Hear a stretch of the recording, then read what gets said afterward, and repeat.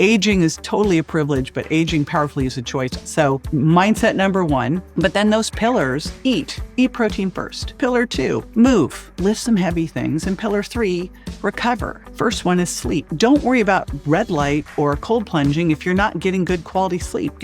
Focus on that. Don't worry about whether it's yoga or Pilates if you're sitting the rest of the time. Move, get up. Let's get the big rocks dealt with first, and then we can start worrying about planting the flowers around them.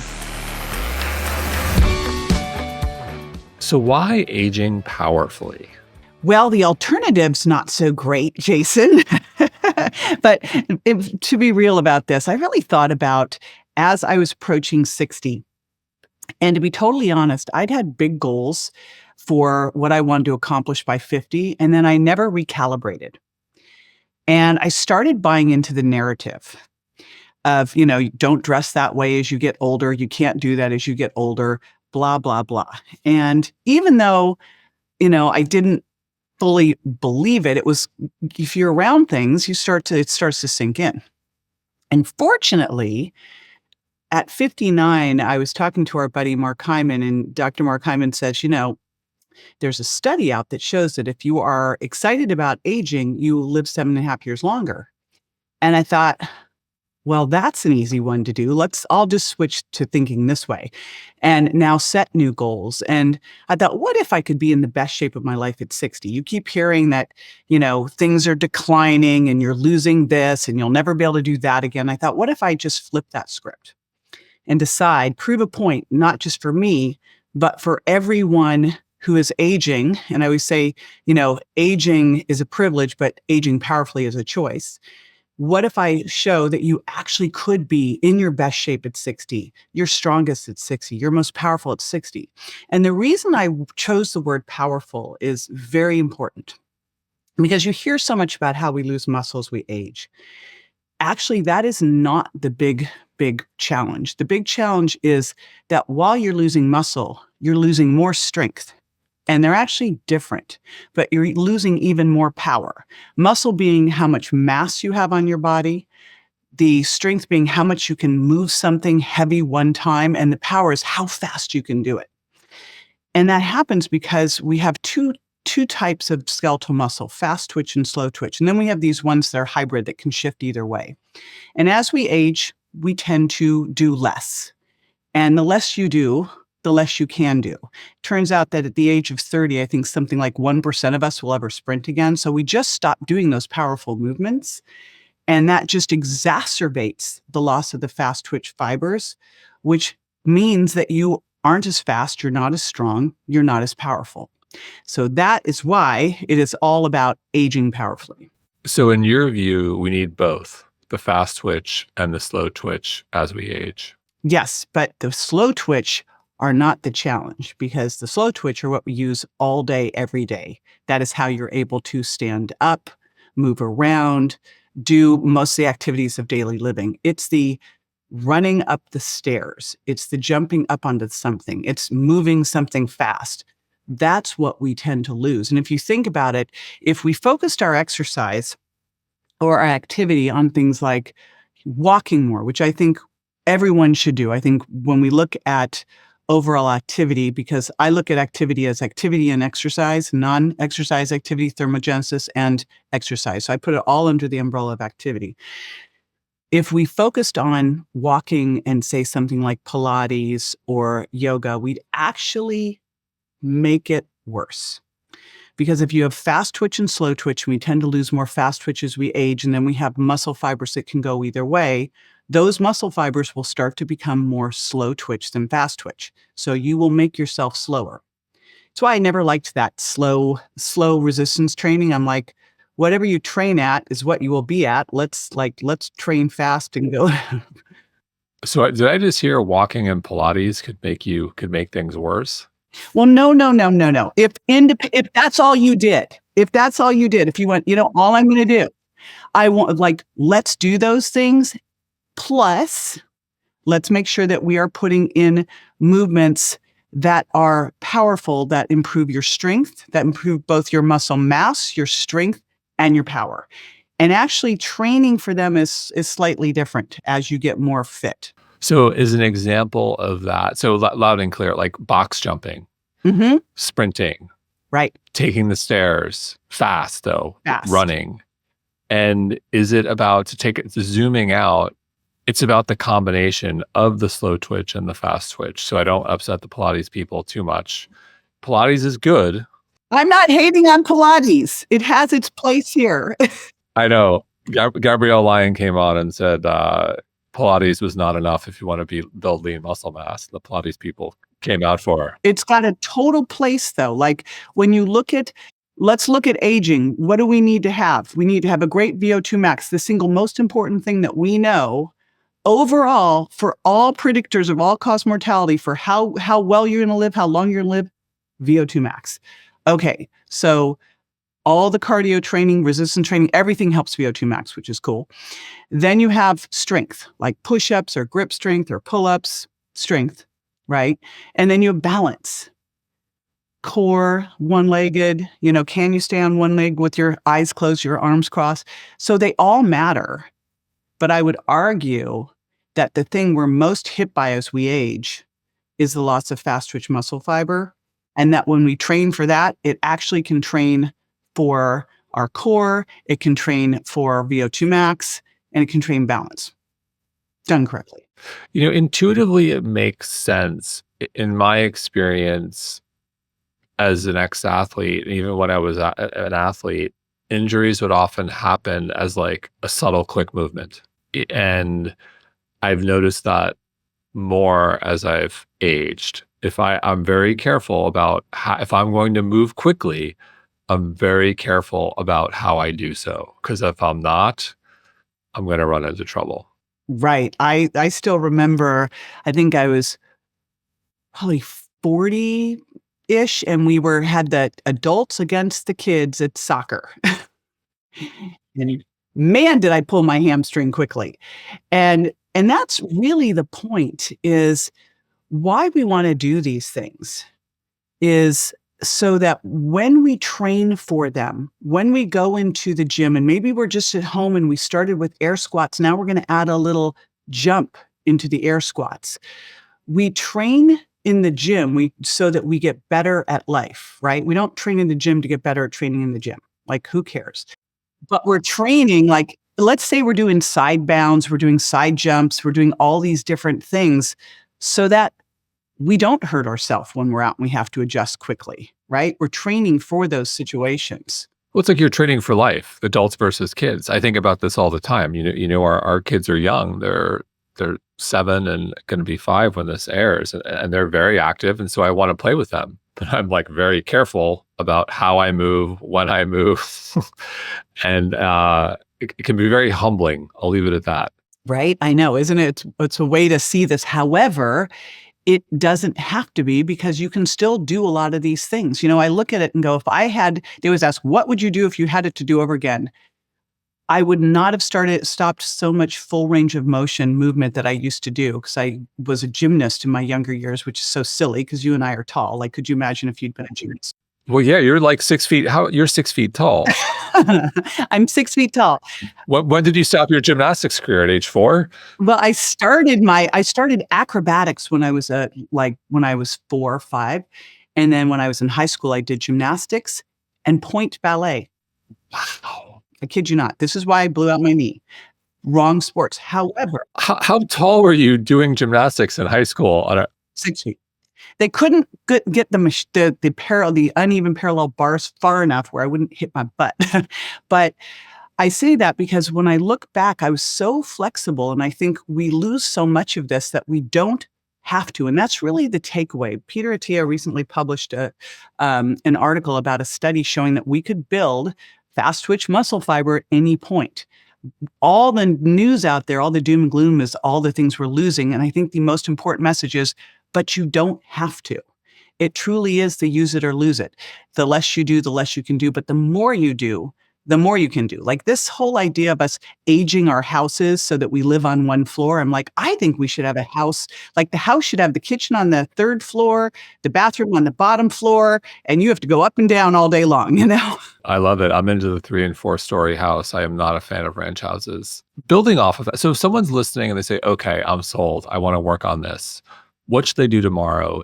Is it sprints? Is it like, how does someone, 'cause you gotta be careful. You don't wanna injure yourself too, 'cause that's the other thing. You definitely don't want to injure yourself. The whole point of doing this stuff is so you don't get injured.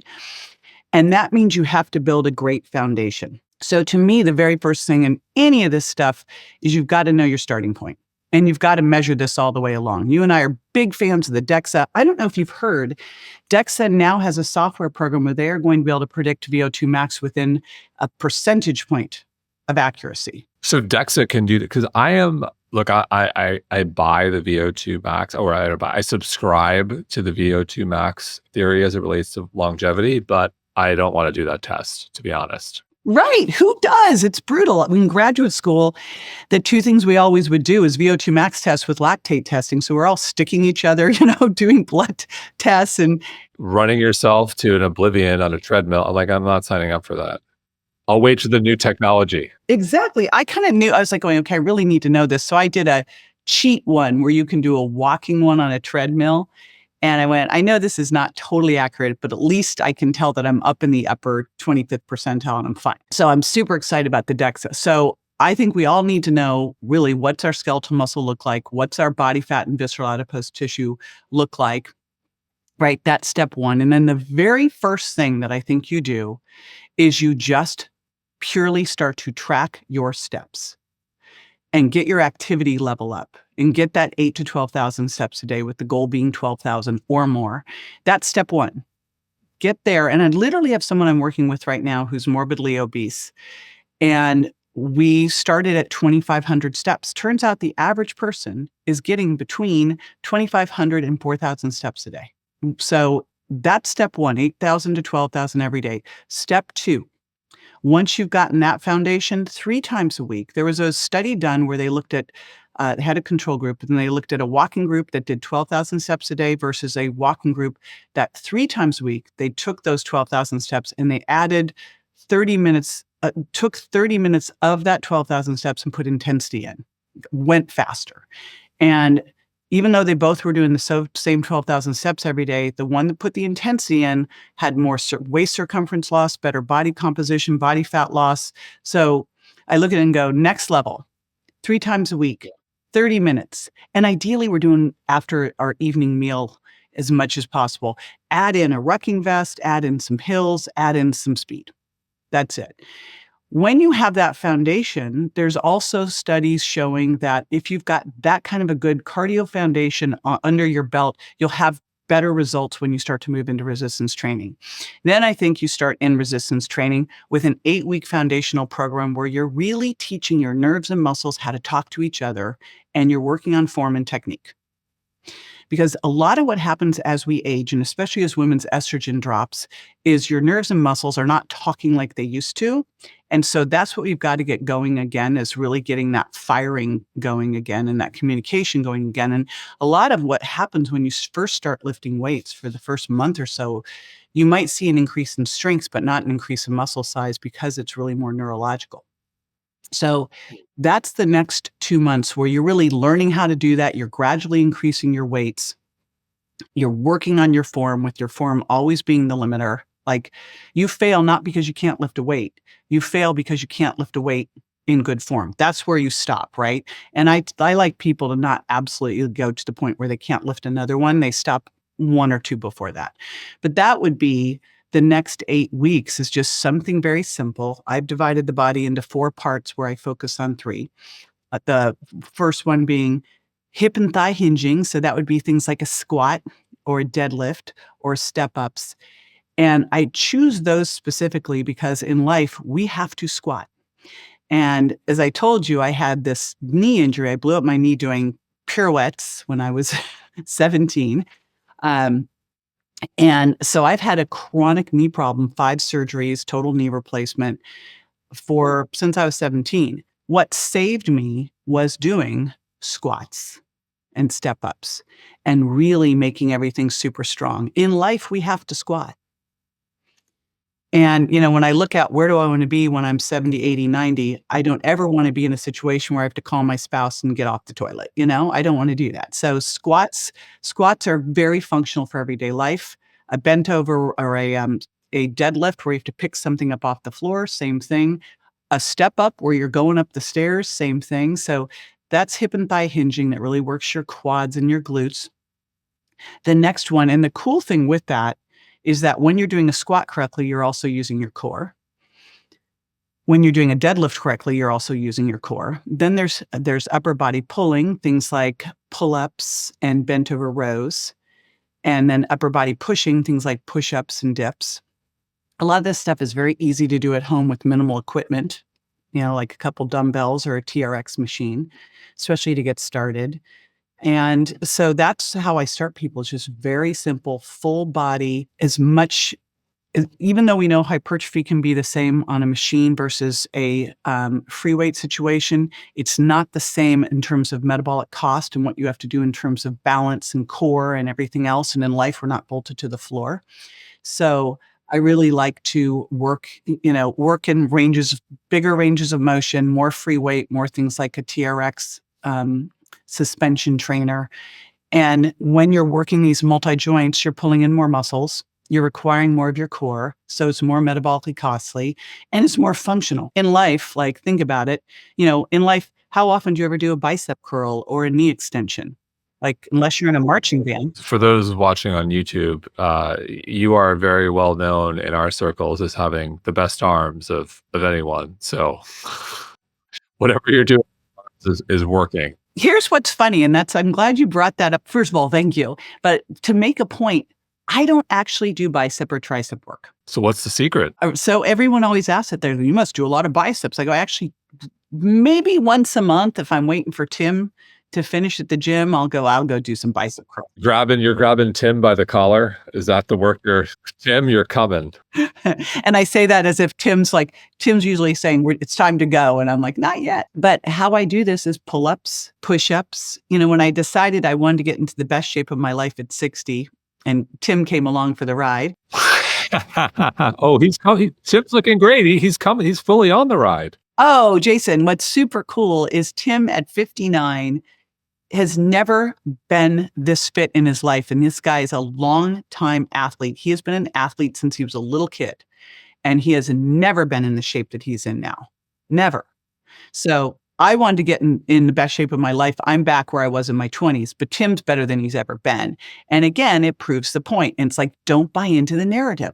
What if you took this on as a challenge, right? I'm starting to think so much of this is just mindset.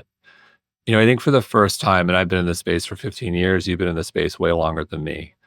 And I think over the past few years, due to a number of folks, there's definitely been a mindset shift where we're beginning to reject this notion of aging in a way that is not powerful at all. And I think people are putting their foot down and saying, no, this doesn't have to be the case. I'm not buying into the narrative. And, there's the extreme end. Our friend Dave, who's like, I'm going to live to 180. I think that may be a little bit aggressive. But there's the Peter Attias of the world, yourself, David Sinclair. A lot of people are just rethinking aging. And I do think a lot of it's mindset where you say to yourself, well, I need to take it easy, or I can't do what I used to, or it's okay to put on some extra weight. Like I'm not like I was in my 20s. And I think we tell ourselves these stories. And look, aging is a process. It does happen. Like, we are weakening on the cellular level, but there's a lot we can do. There's so much we can do. It's so exciting. I was lucky early on. So I was doing my PhD work in exercise science, but it was exercise science, exercise physiology, nutrition, and aging over at USC. And so I was looking at these athletes, these master athletes who were in their 80s and 90s, who, if we'd done a VO2 max test, I bet they would have been better than me at the time, right? And then I was training people down at Gold's Gym in Venice. And, early on, Mark Sis and I, as you know, are like two of the earliest personal trainers. Early on, I recognized that I could take people out and do a bunch of cardio but it wasn't making the change that resistance training was. So I actually didn't do much cardio with clients. I had them go walking, do some HIIT, but I was doing the resistance training part, and I was doing skin fold calipers with them to see the shifts, because back then we really didn't, like, what was I going to do? Carry an underwater weight a weight tank with me for body comp, but I was all focused on body comp and resistance training. But over at Gold's Gym in Venice, there were literally women, I remember, in their 70s who were amazing. So I knew what was possible back then, but I will tell you, the last couple years I noticed myself, I wasn't pushing myself like I used to. I got into a big rut. And it was that mindset shift of like, well, what if I'm going to just get all fired up about this? And I shifted things. Tim and I started going to this HIIT class in Tampa where we literally are the oldest people in the room, not by a little bit. Like we could have given birth to anyone, in this room. Like everyone's in there. I think the oldest they might be in there is 35. And we're super competitive. So you put us in there with them and, they're like, "Are you sure you wanna do this, you little yoga couple?" I'm like, "Get out of the way." You know, "Get off my sprint treadmill." But I started to look at this and went, "What am I gonna need to do here?" I don't wanna be the statistic that never sprints again after 30. So here I am with both a knee and hip replacement from that old knee injury, and I have a sprint treadmill and I sprint on it. And I do burpees and, Turkish get-ups. It's like all possible stuff that you can do. So for someone who's listening and who's fairly active but limited on time, so they got 30 minutes a day, how should that person zooming out think about their routine? How many days should they do resistance training? How should they split resistance training? Should they, when should they do sprints? When should they do Pilates or yoga? So like if we take a step back, I got 7 days, limited times, 20 to 30 minutes. Walk us through how would you approach that at a high level? All right. Now, the first thing is you always want to know. So, if you look at both diet and exercise, they're both tools. Like in diet, we have carnivore and keto and plant based and intermittent fasting. We have all these tools. In exercise, we have the tools. We have HIIT training, we have resistance training, we have yoga or Pilates, we have all the tools. What we want to look at first is, where's our starting point? How am I doing on my muscle mass? And not just my muscle mass, but my strength and power. How do I test these things? So again, the DEXA scan, and then monitoring what you do at home with a bioimpedance scale so you can make sure that you're progressing. You can't tell that from a scale alone. You got to know what your weight's made up of. You can do a push-up test, easy enough to do, and there's norms online for that, or a hand grip dynamometer for your strength. You can do a simple vertical jump test. There's norms online for that. So you can see where you are with all of these things. Then do a balance test, right? And you can do a modified VO2 max test, not the horrific one, on a treadmill, 12 minutes. So you look at all that stuff and go, what do I need to prioritize? I'm going to guess that most of us really probably need to prioritize more of the, power strength side, having that quality muscle, being a filet, not a ribeye. It's not just having muscle mass, it's having quality muscle. So I would look at within your day, making sure that you're moving more and using an Oura Ring or an Apple Watch to track that. So stand before you sit, just by becoming more aware of it, I went from kind of averaging at 8,000 steps a day to averaging 12,000, just by being more aware, and just looking at more opportunities to move. And I also have a walking pad for when I'm doing conference calls. Then I would look at this, and I love this concept of exercise snacks. In fact, that's what I'm doing today. I did some. That's my life. I can't do it. I can't carve out an hour or 2 hours with kids and work, and I can't do it. I know it's life. Like you look at the influencers online and, I have really cool toys here. I'm really lucky. But do you think every morning I get up, do an hour meditation, then go into my sauna, then go into my cold plunge and go into I'd love to. And when I'm home, I get to do it a couple times a week, but that's not that's none of our lives. So today I looked at it and went, I can totally do some exercise snacks. So I got in a little cardio HIIT training this morning, but I'm going to be doing some little, like a push circuit potentially and a squat circuit. So I look at this and go, if you want to have a good, well-rounded routine, it's the activity is underlying it. And then I would love to see resistance training hitting each body part 2 to 3 times a week. 3 times would be better, especially if you're trying to build. If you're trying to maintain, go 2. But a lot of it has to do with the volume of work you do as well. Like, you could build with 2 days a week if you're doing good volume. So resistance training could be divided up. You could do, push and pull 2 days a week, hips and thigh 2 days a week, right? You could take the hips and thigh and incorporate in some HIIT training into it so that you're doing, some squats, deadlifts, and step ups, and you're alternating it with kettlebell swings and burpees and some excisors and, jumps. So, but doing some resistance training for each body part, minimum 2 days a week, could be 3 days a week.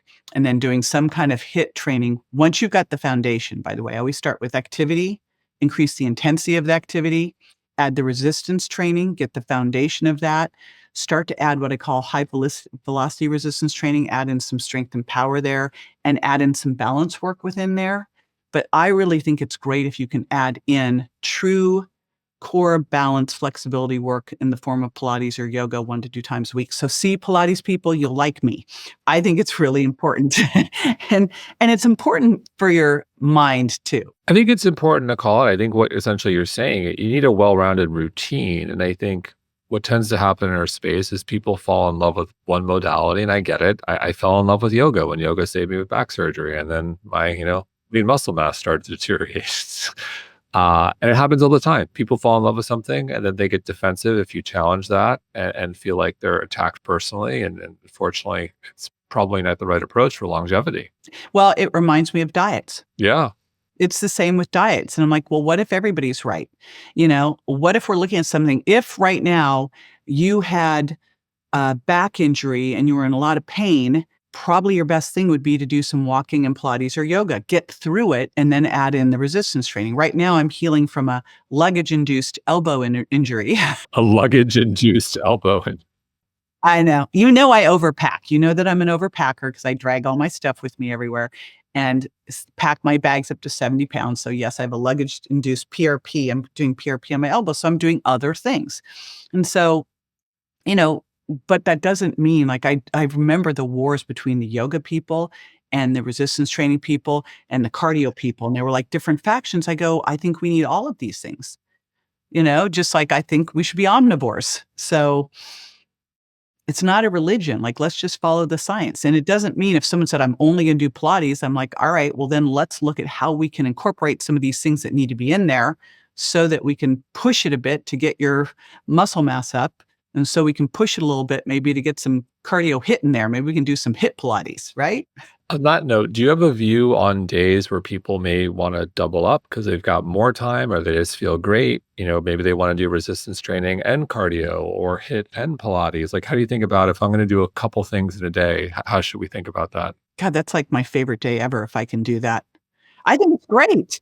Here's what's awesome now. We have all these ways now to monitor where we're at. And you wake up and you got a great sleep readiness score because we build muscle when we sleep, not at the gym. Your HRV looks great. You feel fabulous. You've got 2 blocks during your day. I know that when we have shorter blocks of time, you probably work out even harder. And you can do 2 different exercise blocks. Why wouldn't you do it? I think we have a fear. I saw a study floating around the internet about how weight training can kill you, and there were higher death rates with weight training. I go, okay, so let me get this right. 5% maybe of the United States, of the American population, are doing weight training on a regular basis, and this is a thing. Like, seriously, this is not the concern. And then there's the concern about like cortisol and exercise. I go, maybe, if you are doing lots of marathon training, but that's not what's happening here.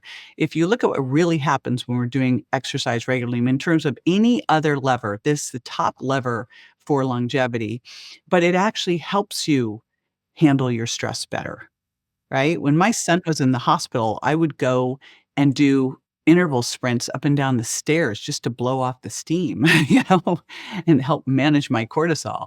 So, I think we'd all be a lot happier and nicer if we were working out regularly and, getting those endorphins going. Jason Walkup here, founder and co-CEO of mindbodygreen and the host of the mindbodygreen podcast. Please subscribe. You'll never miss a show and you won't regret it. So you mentioned muscles grow when we sleep, and in order to trigger muscle protein synthesis, we need to make sure we're consuming enough protein, specifically enough leucine. You want to hit that 2.5 grams every time you're consuming protein in a meal to trigger MPS.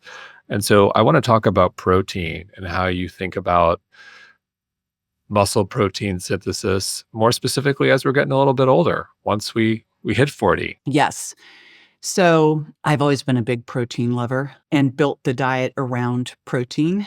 But now I've gotten more adamant about this because I used to just tell people to eat by the plate and it was protein, fat, and fiber for satiety. So basically, clean protein, non-starchy vegetables, a little bit of fruit, little slow, low carbs, healthy fat. But what I discovered was not everyone was loving protein like I did. And a lot of times I'd hear from people, oh, I didn't eat that. I got too full. And so when you look at most of our goals as we age, we're probably trying to either hold on to or build our skeletal muscle. And I would argue right now that we should all be trying to put on as much skeletal muscle as we possibly can. It's like we want to stuff as much money into a retirement account if it had a really good interest rate as we possibly can, because then we'll have more later to use, right? So that has been my goal. It's like, how much muscle can I put on? And, the answer is the fitter you get, the harder it is to add more. And then you especially don't want to lose any, right? And so when you look at that, and most of us probably would love to lose a little body fat. And so when you look at that, the number one macronutrient for that is protein. When we look at overall metabolism, we have our resting metabolic rate that's dictated by our age, sex, genetics, and our muscle mass. It's really the only thing we can shift there is our muscle mass. And that's assuming that we've got good, estrogen going and our thyroid is correct, and for men, testosterone. Then we have our activity, of which you've got exercise and activity. And actually, activity is probably the more modifiable one there. And then you've got diet, thermic effective food, of which we know that fat basically doesn't take much to be metabolized, assimilated. Carbohydrates, 5 to 10%. Protein's the big shifter, but it's also the big shifter, 20 to 30% calories used when you are assimilating it and digesting it. It also is more satiating, better satiety. Like, we've been doing this Eat Protein First challenge, and all we teach people to do is for 7 days, you figure out how much protein you should be eating. And, my formula is 0.7 to 1 gram per pound of target body weight, but I'd rather someone err even a little bit higher than that. And then we divide it throughout the day. We don't drip it and snack all day long. It's in your 3 meals. And the biggest things we hear from people is they're just not hungry and they don't have the cravings. And that's huge. You're shutting off the food noise, just like we hear, with some of the drugs out there. So couple things we need to think about as we age. When estrogen starts to drop, we don't assimilate our essential amino acids. We don't use them as well. As we start to move into our 30s, 40s, 50s, we hear about we start to have our muscle decline starting around age 30, mainly because we've made a shift from using hormones to help build muscle to being able to really having to rely on protein with that resistance training. Gets worse in your 40s, 50s, 60s. So we're not as good at assimilating it. We need more of it. We need more of it to push muscle protein synthesis. And the challenge is that we don't really, like, if you look at some of the food tracking apps, and I love macro tracking, sometimes you get leucine amounts and sometimes you don't. So trying to eat to track leucine, I think, is really hard because you're not, now you've added a kind of problem in here. So I say 30 grams of protein is sort of a minimal dose of animal protein, or 40 grams of plant. But I also have become very keen on having as kind of an insurance policy. And I really actually don't know why this isn't for every person 50 plus, that we're not adding some essential amino acids in, especially in the morning. Like, have your breakfast, have a little, drink of essential amino acids, or take them with you as you go to the gym, because then we know we've got it covered. Because again, we're eating the protein for the essential amino acids. In the best case scenario, half that protein is going to be essential amino acids, and of them you'll get some leucine. But in some of these plant proteins, it's lower than that. You've got the fiber, you've got reduced digestibility. It's so hard with plant. And then look, animal animal superior when it comes to muscle protein synthesis, because you really don't. And I get it, the math is hard, but if you're having a high quality animal protein, whether it's, chicken, beef, or fish, you're going to get there with the 30 grams because all those proteins are close to 10%. But with plant, you can get there. I don't want vegans, like, you can get there, but it's hard. You're going to probably, I think you're being generous at 40. I think with a lot of them, it's more 50 or 60 to get there. And that's a lot of calories. That's a lot of food. Exactly. I don't know how you do it without, and I was listening to a podcast. I was listening to Rich Roll and Lane Norton, and Rich Roll was saying, "Oh, this isn't hard to do." I go, "Really?" Because I think unless you're going to use protein powders, which I'm a big fan of protein powders, I know you are too, but unless you're going to use a protein powder alongside it, I don't know how to help a vegan get to where they need to be. Yeah. I think it's easy for Rich because Rich's wife, Julie, is an amazing plant-based chef. And she can make up anything. But I think for most people, I think it's very difficult. And he can eat a lot of calories. Because he's so active. He's an endurance athlete still. So you mentioned protein, fat, and fiber. I'd love to know what's top of mind for you these days in terms of your favorite sources. Could you reel off maybe your top 3 for protein, fiber, and fat? Sure. So I think that we should get, ideally, I love protein powder, but ideally, I'm going to start with whole food and then bump up from there. Now, when I wrote the Virgin Diet, I wrote that because I was doing a lot of food sensitivity testing and I saw a bunch of people reacting to dairy, gluten, soy, corn, eggs because of leaky gut. I think what people missed when I wrote the Virgin Diet was I wasn't saying you could never eat these things again. I was saying don't eat them now, pull them out, heal your gut. Likely gluten will never be a good thing for you because it causes leaky gut. And plus we've got the glyphosate issue, but you may get to a point where you can eat these other foods again. I'm not a fan of corn for the same reasons, or soy really either, but some people can tolerate it fine. Or California red wine. California red wine was never on that list, but California red wine. I know that from going out to dinner with you. We only drink dry farm wines with Todd, right, JJ? Yeah. Dry farm wines are Europe for the win, but I think California red wine is also destroying our gut lining, but that's another story. Probably get in trouble for that. Anyway, so if your gut's working well, I think whey protein is one of the great ones because whey protein isolate doesn't have the casein. For a lot of people, they're reacting to casein. Now, if you're not, I love Greek style yogurt. So 2 of the ones that I think are great are Greek style yogurt and whey protein isolate, if you can do those. If you can't, the challenge I'm having right now is I love bone broth protein, but it's 80% collagen, which means you're not getting all those essential aminos. So you have to use it in combination with something like pea protein and to make sure that you're getting what you need. So I would say my favorites are grass-fed beef, wild salmon, chicken breast, and we just keep a lot of protein around the house. Like whenever we make some, we make extra so we have it for lunch the next day or two. And we tend to eat, the majority of what we eat is grass-fed, grass-finished beef and wild salmon and chicken. That's like most of what we do. And then again in the morning, it's usually a smoothie, or I will take Greek style yogurt and stir in bone broth protein. So I have the best of both worlds because I love my collagen. And I know people throw, like, there's all this shade being thrown at collagen because it's not a complete protein. I go, that's not the point of it. Yeah. I throw collagen on top of my whey. Right. I think that's the thing that makes the most sense because you're not getting it in there. So combine those 2 and you've got the perfect blend. So the goal first is to get your fat within your protein first. When you look at it, like most protein sources, in fact, all protein sources in nature come with fat. So I'm getting some from my grass-fed beef. I'm getting some from my wild salmon.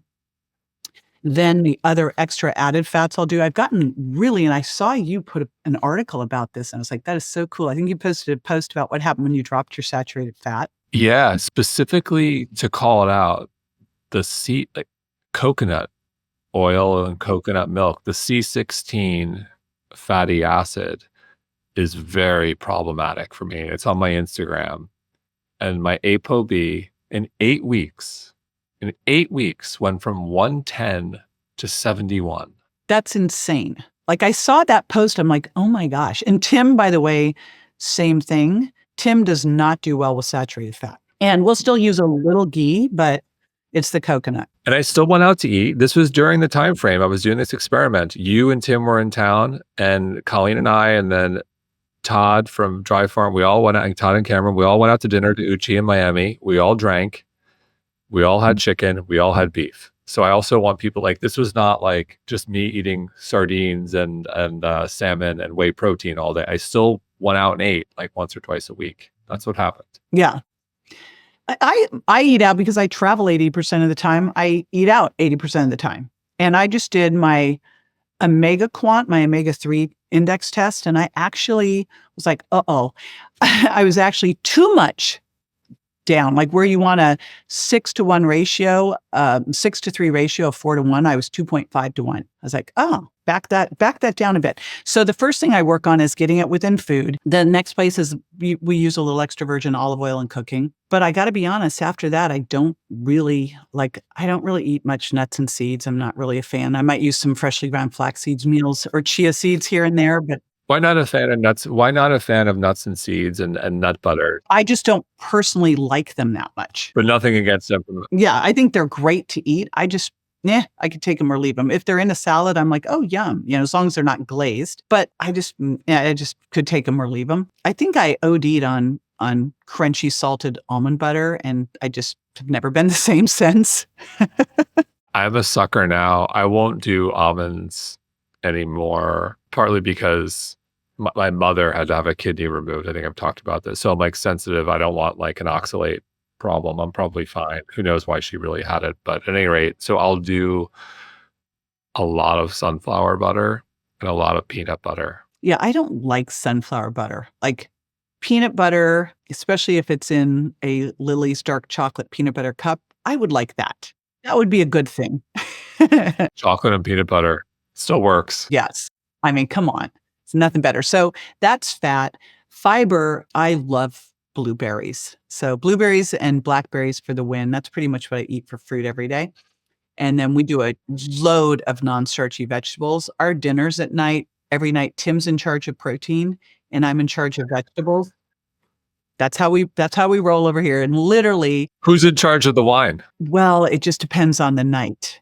It's like, are we or aren't we? And if we are, generally I'm the chooser. But I like the example would be we found these amazing grass-fed, grass-finished New York bone-in steaks. So we'll do shiitake mushrooms and onions stir-fried, and then we'll do a big cauliflower pilaf.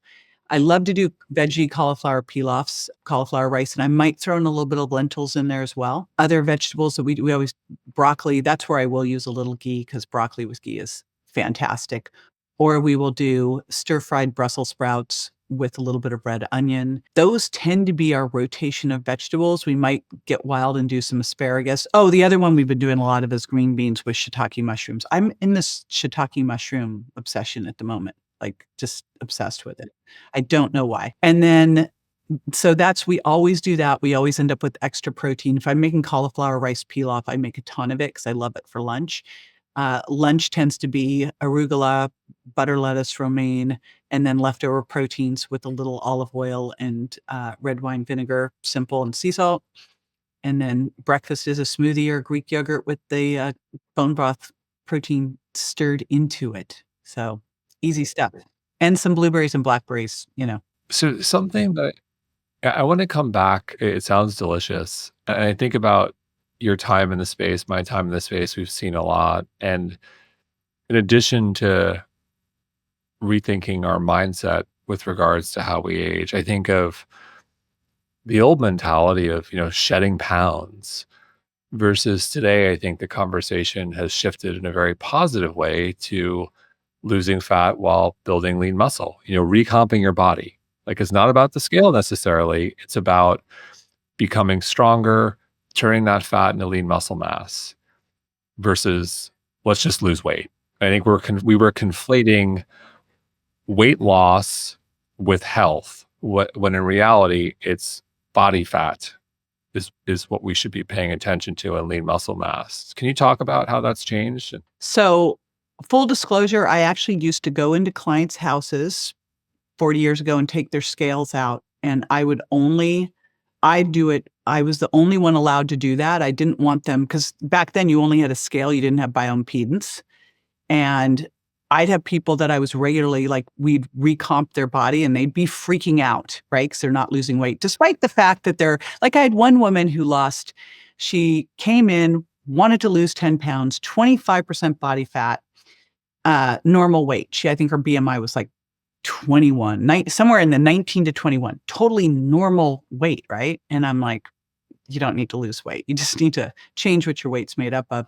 And over a year, she went to 18% body fat, dropped 10 pounds, put on 10 pounds of muscle, dropped 2 inches off her waist, looked like a totally different person, and yet was still frustrated that she hadn't lost the 10 pounds. And that's why I was like, okay, I'm going to get this scale situation out of the way and focus on measurements and skin folds and do it that way. I'm glad we have bioimpedance now because it's more motivating, I think, for people to start to see. But when you're doing this correctly, it's like watching grass grow.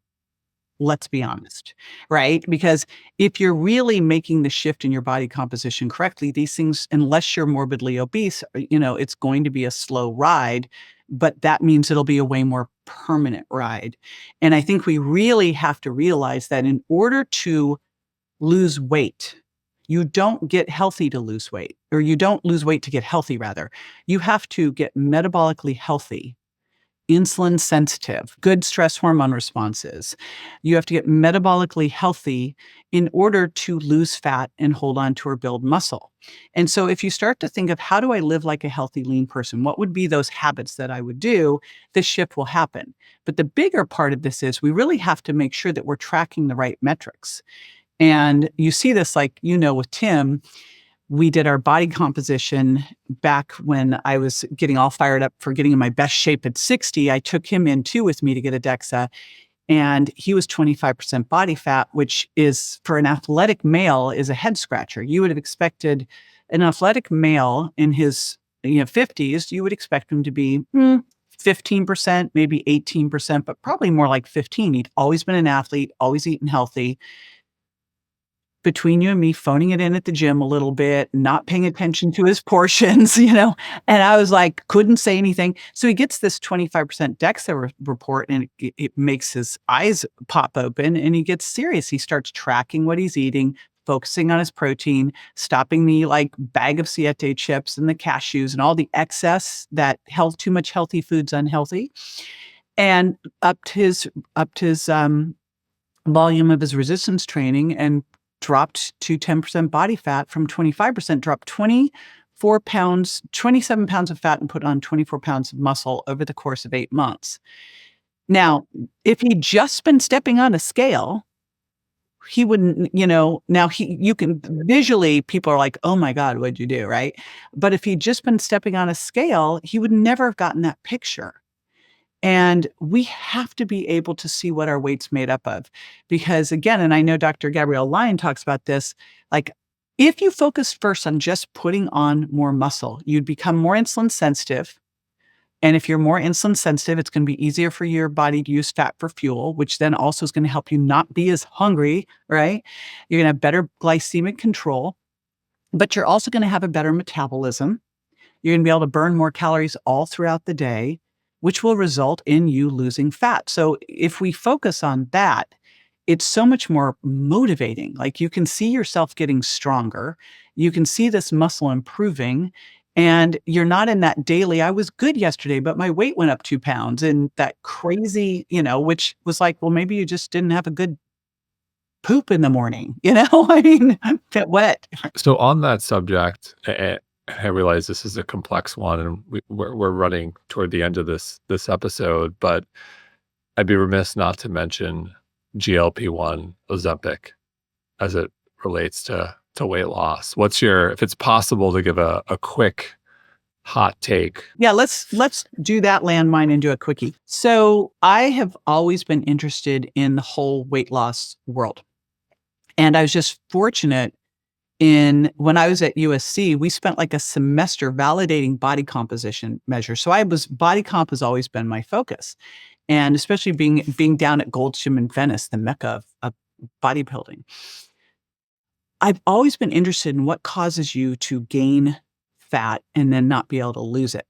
And I'll tell you where my ideas have changed here too. And I had clients early on. I remember a client, Vicky, who was so metabolically adapted, like you heard with the Biggest Loser people, that literally she was like eating like, 1,000, 1,200 calories a day and just obese. It was awful. Like, she had to completely focus on getting metabolically healthy to be able to eat normal calories, to be able to start to lose the fat.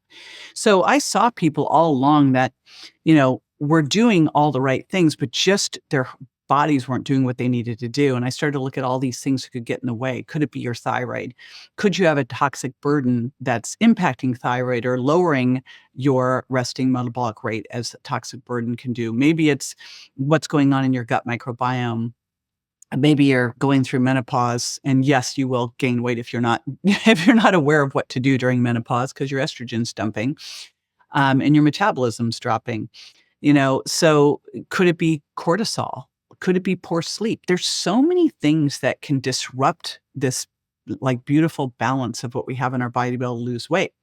And that's where I started saying early on, your body's not a bank account, it's a chemistry lab. And for the longest time, I never focused on calories. I always focused on what the calories were made up of so we could heal your metabolic health. That's where I got into food intolerance and lowering inflammation. I've changed that now to saying your body is a bank account and a chemistry lab. We do need to consider both of those. The diet world will say it's calories in, calories out. And I go, that may be, but those calories are also healing you. So you got to know where they're coming from, right? And I think the first step is to really do a macro audit and get real about what you're actually eating, and really do an activity audit and get real about how much you're actually moving, and make sure that you're doing those things correctly. I know that this is a hot button. And I think the big question with Ozempic, Mounjaro, semaglutide, whatever names you're going to call these GLP-1 and GIP drugs, is why are they working? What's the problem that they're solving? And I think we've so destroyed our gut microbiomes from the ultra processed foods and the GMOs. And the ultra processed foods we know mess with satiety signaling and make us overeat. And when someone's gone really far down the metabolic pathway into a metabolic hole, and you can throw them a lifesaver to help them swim out of it and start to make a difference, and you've tried other things and it's not working, then I see this as a great option. And full disclosure, when I was in New York last year, I was sitting at a really cool lecture by someone who'd been using these for 10 years for a variety of different things.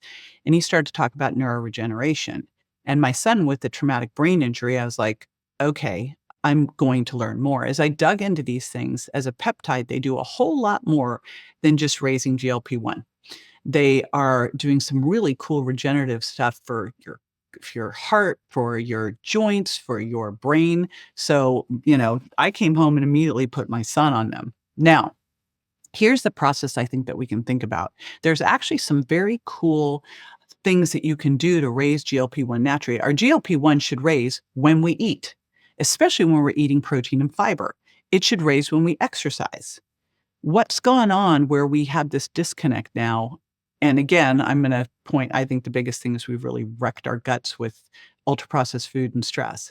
Turns out there's two substances that can raise GLP-1 naturally. So if I were going to step into this with someone, the first thing that I would look at is, what's going on with what they're actually eating and how much they're actually moving, and their insulin. Number two, what can we do to help test to see if we can do this without the actual medication? So allulose, we know that 10 to 15 grams of allulose before a meal can actually lower the blood sugar response to the meal because it's raising GLP-1. Could that be enough for you? Possibly. You can look at RX Sugar. They've done a ton of research on it. We've had Rick on the show. Oh, yeah. It's crazy. He was amazing. I didn't realize you could raise GLP-1. That's really interesting. Yeah, that's what it's doing. It's causing an insulin secretion, which is good because it lowers blood sugar and improves satiety. So, and it's transient like your body would normally. What happens with a GLP-1 is you're keeping GLP-1 up. When you're doing with allulose, it's more like what your body would naturally release. Then there's another one from New Zealand where the government there spent 10 years on this herbal formula made from, I think, hops and some other things. So 10 years, $30 million, and it will raise GLP-1 for like 4 hours. So, and it's called CaloCurb. CaloCurb. CaloCurb. Yeah. 2 to 4 of those. In fact, they did a study in menopausal women who, whose metabolism had dropped. They documented a metabolic drop of 200 calories, gave them CaloCurb. They were able to lose weight because it was able to control their food noise. So CaloCurb's interesting. I think these things, first of all, I think there's more uses for them. And I love what Tina Moore talks about, using them microdosing for other things like my son's brain injury. So I think we need to look beyond that to what they're doing for, osteoarthritis, autoimmune, cardio, that's not just a weight loss diabetes drug. And I think what we're seeing here is what's happening when you put it into a certain arena and high dose it, rather than when you start to let, some of the functional naturopathic doctors use it on a low dose microdose thing and start to look at what happens. I know that it's helped my son tremendously. Now, my recommendation, and I actually love, Ashley Koff and Dr. Darshan Shah talked about this, and this is how they use it when they're doing it in their clinics, is you have to have a DEXA, you have to monitor your body composition, you have to do resistance training, and you have to, eat optimal protein, so that you're rehabbing your metabolism as you go through and maintaining muscle mass. With the big argument being in this that you lose lean tissue, that you're losing skeletal muscle, that argument is any diet done incorrectly. That's not because of this drug. It's because they're not being coached correctly. They're not eating and exercising the way they need to. Any caloric restriction without optimal protein and resistance training is going to cause muscle mass loss. That's not a GLP-1 drug problem. In fact, what Tina Moore found was that it actually could support better muscle protein synthesis. So it's the problem with the diet. So it's got a time and a place. Yeah. Yeah, I mean, the fact that these are being given out in mills with no diet and exercise in recommendations and enforcement is the problem. There's a time and a place. And in terms of this is a valuable tool in the wellness toolkit, but there's a time and a place for it, and it's not for everybody.